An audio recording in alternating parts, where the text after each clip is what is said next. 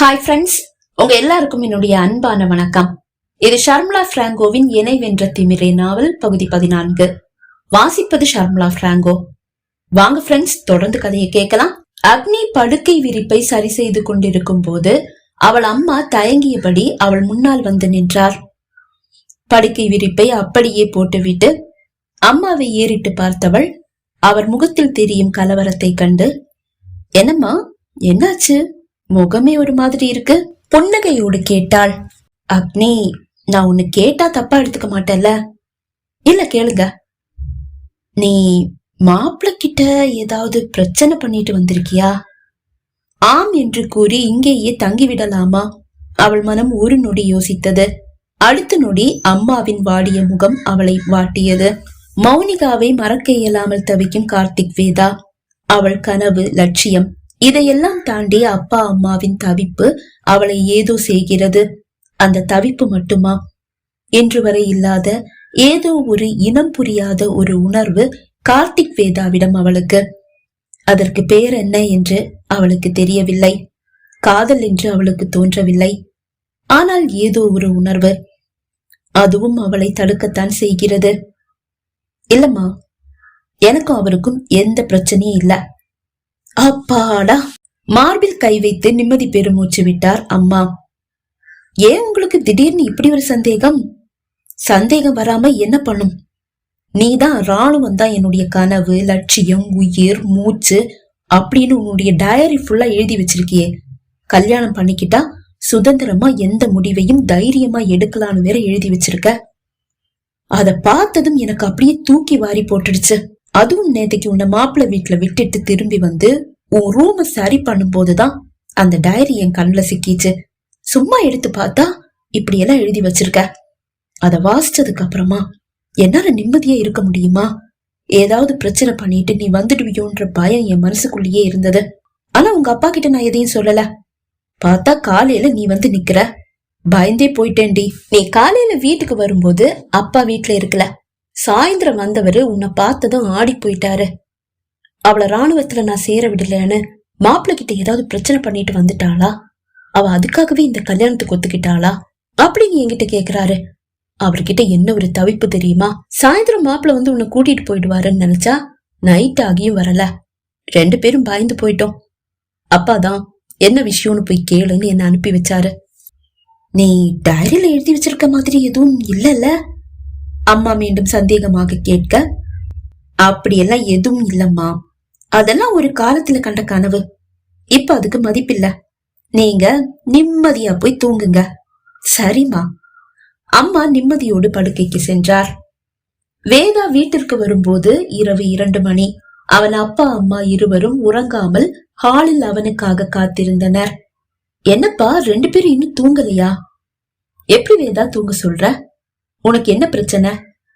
அப்பா கேட்டதும் உடைந்து போனவனின் விழிகள் குளமாகியது. வேதா, அழறியா நீ? எழுந்து அவன் அருகில் வந்து அவன் தோளை பிடித்தார் அப்பா.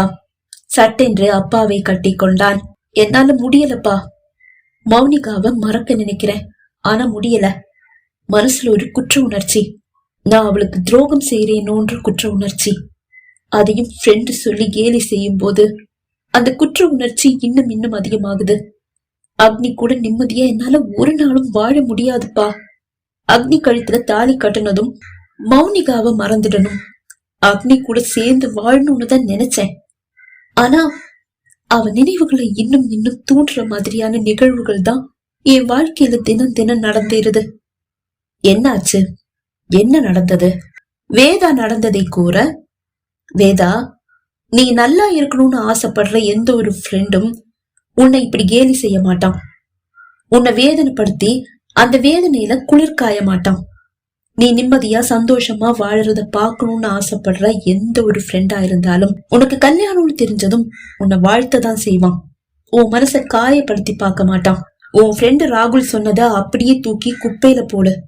மௌனிகா வேற ஒருத்தனை கல்யாணம் பண்ணிக்கிட்டு நிம்மதியா சந்தோஷமா வாழ்ந்துட்டு இருக்கா.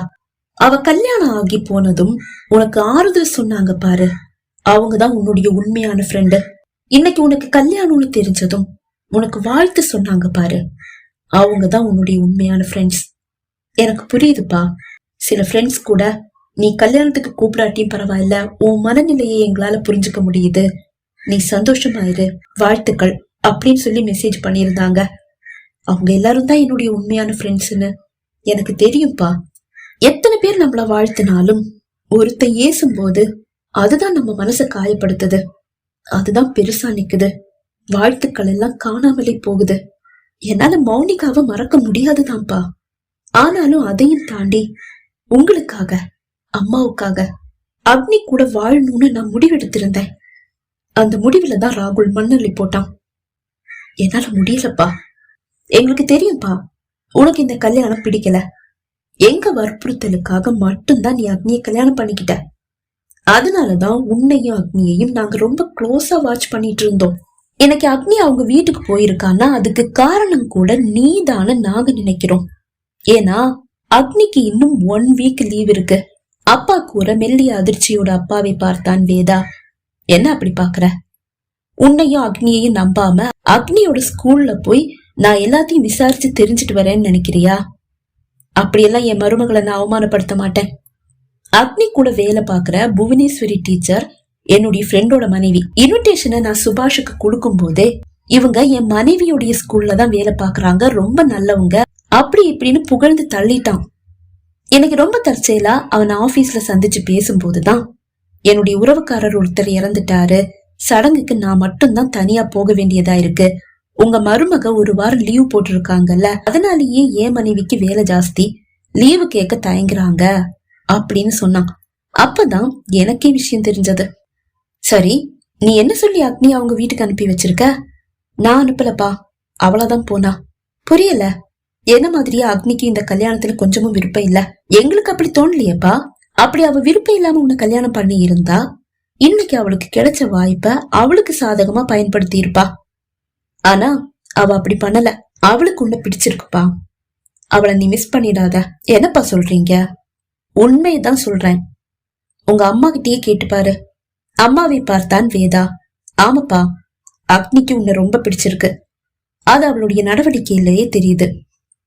ஆமா, நீ அவளுக்கு கல்யாணம் பிடிக்கலன்னு நினைக்கிற? அப்பா கேட்டார். அவளது கனவை பற்றி வேதா கூற, அது உண்மையா இருக்கலாம்ப்பா, ஆனா உன் கூட இருந்தே அந்த கனவை நிறைவேற்றிக்கலான்னு அவன் நினைக்கிறான்னுதான் எங்களுக்கு தோணுது.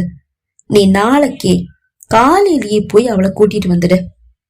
இல்லப்பா, 10th 12th டியூஷன், அது கூட அவ சும்மாதான் சொல்லி இருப்பான்னு எங்களுக்கு தோணுது. நீ நாளைக்கே போய் அவளை கூட்டிட்டு வந்துடு, அம்மா கூற. சரிம்மா என்றவன் மாடிக்கு சென்றான்.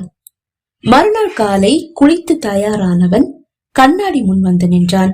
மௌனிகா அவன் மனதை ஆக்கிரமித்திருந்தாலும் இப்போது அக்னியின் நினைவுகள் மௌனிகாவை ஓரம் கட்டதான் செய்கிறது.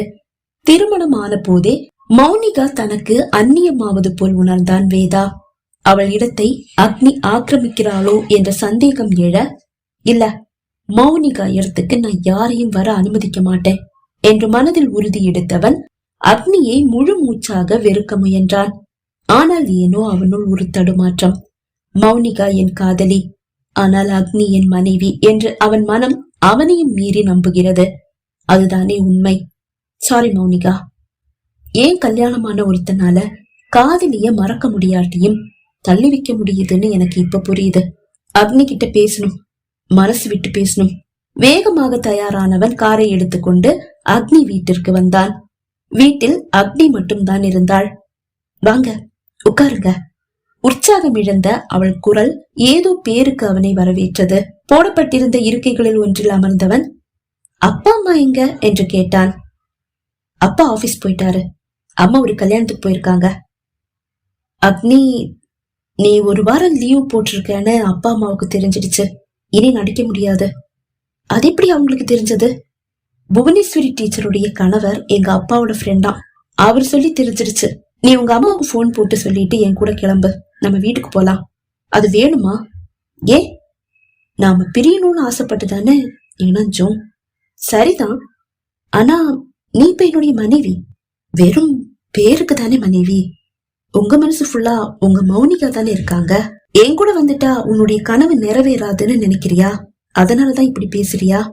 சேச்ச, என்னுடைய கனவு. அது நான் எங்க இருந்தாலும் கண்டிப்பா நிறைவேறும் அந்த நம்பிக்கை எனக்கு இருக்கு. அப்புறம் ஏன் மௌனிகா நினைவுல வாழ்ந்துட்டு இருக்க உங்களை தொல்லை பண்ணக்கூடாதுன்னு நினைக்கிறேன். அப்பா அம்மா உன்னை எதிர்பார்க்கறாங்க. அவங்களுக்கு நான் என்ன பதில் சொல்லட்டும்? இப்பதான் அவங்களுக்கும் உண்மை தெரிஞ்சு போச்சே.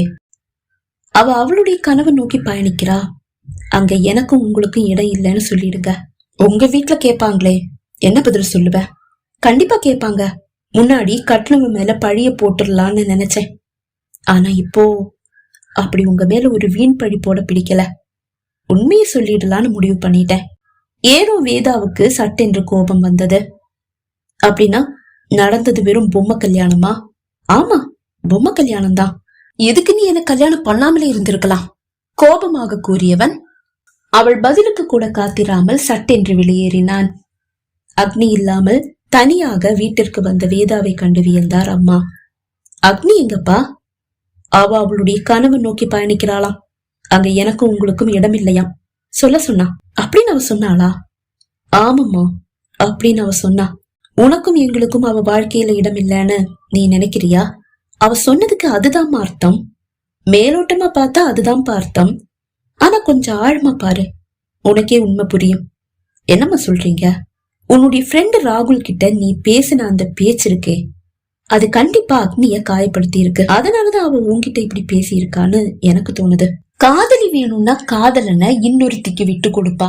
ஆனா மனைவியால அது முடியாதுப்பா. அந்த உரிமைதான் அக்னியை இப்படி பேச வச்சிருக்கு. அது இப்போ உனக்கு புரியும்னு நினைக்கிறேன். உண்மைதான். இப்போது அவனுக்கு அனைத்தும் புரிந்தது. அக்னியின் முகம் வாடி இருப்பதன் காரணமும் அவனுக்கு விளங்கியது. எங்க பாரு வேதா, இனி அக்னியுடைய மனசை மாத்த வேண்டியது நீதான். உன்னால முடியும். அம்மா கூற அப்படியே அவளை தேடி இல்லை இல்லை அவளை நாடி இறங்கிவிட்டான் வேதா. பகுதி 14 நிறைவடைந்தது. பகுதி 15 உங்களை சந்திக்கும் வரை விடைபெறுகிறேன். நன்றி, வணக்கம்.